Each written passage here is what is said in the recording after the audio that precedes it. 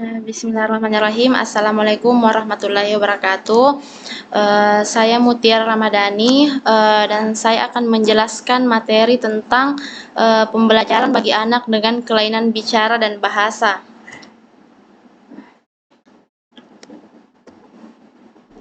Definisi kelainan bicara dan bahasa.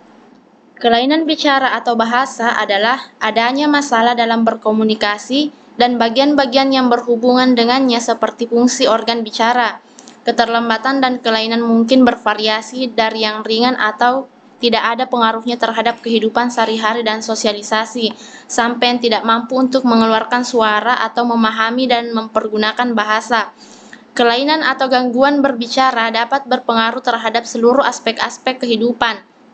Mengingat pentingnya bahasa dan keterampilan berkomunikasi dalam kehidupan anak-anak, kelainan berkomunikasi dan bahasa juga dapat timbul sebagai dampak dari adanya kelainan kognitif, neurologis, dan fisik.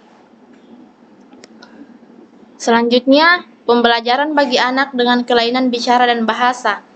Para siswa dengan kelainan bicara dan bahasa akan memperoleh keuntungan dan intervensi akademik dan perilaku yang secara efektif diperuntukkan bagi para siswa yang mempunyai masalah belajar dan perilaku, tetapi intervensi para ahli tetap diperlukan. Sebagaimana telah dikemukakan bahwa kelainan bicara dan bahasa dapat berpengaruh terhadap prestasi dan perilaku siswa. Karena kondisi itu, para ahli bicara atau bahasa bekerja sama dengan guru atau orang lain yang menjamin semua siswa menerima bantuan komunikasi sedini mungkin. Selanjutnya, layanan bicara atau bahasa dan pembelajaran kemampuan pengenalan huruf.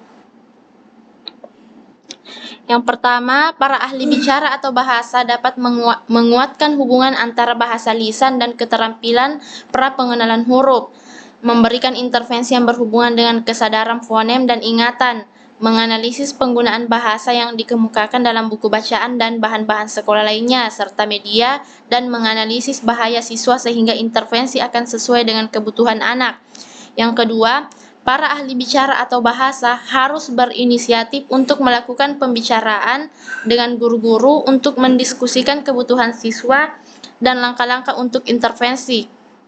Dari semua itu, komunikasi yang jelas dan sering sangat diperlukan. Selanjutnya, komunikasi dengan mempergunakan teknologi. Kebanyakan siswa dengan kelainan bicara dan bahasa dapat dibantu banyak dengan penggunaan teknologi. Perangkat keras dan lunak, komputer, dan berbagai pilihan lainnya yang dewasa ini tersedia melalui internet dapat membantu siswa berkomunikasi secara efektif dan mempraktekkan keterampilan-keterampilan mereka dalam belajar. Selanjutnya, komunikasi argumentatif dan alternatif. Nah, komunikasi argumentatif dan alternatif berhubungan dengan strategi untuk mengkompensasikan keterbatasan komunikasi individu. Komunikasi ini dibagi menjadi dua bagian. Yang pertama, tidak dengan mempergunakan alat bantu, yaitu mereka yang tidak memerlukan penggunaan alat-alat atau bahan-bahan khusus seperti bahasa isyarat. Yang kedua, yang memerlukan alat bantu, yaitu mereka yang mempunyai ketergantungan pada jenis alat atau bahan. Salah satu contoh komunikasi dengan menggunakan alat dalam komunikasi argumentatif dan alternatif ini adalah penggunaan papan.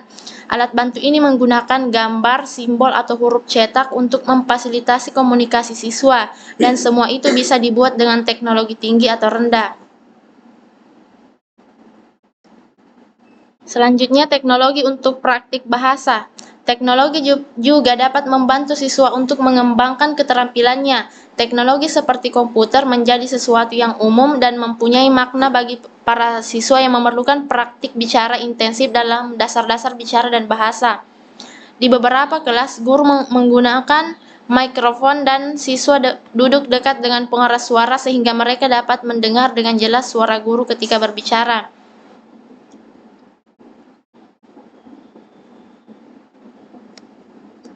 Ya, itu yang dapat saya jelaskan.